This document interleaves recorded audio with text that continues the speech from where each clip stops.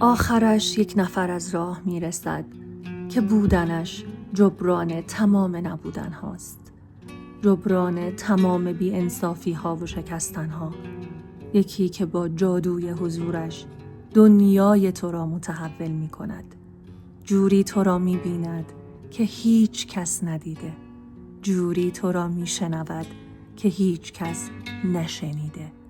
و جوری روح خسته تو را از عشق و محبت اشباع می کند که با وجود او دیگر نه آرزویی می ماند برای نرسیدن و نه حسرت و اندوهی برای خوردن. بعضی آدم ها خود معجزه‌اند، انگار آمده اند تا تو مزه خوشبختی را بچشی، آمده اند تا دلیل آرامش و لبخند تو باشند، آمده اند که زندگی کنی.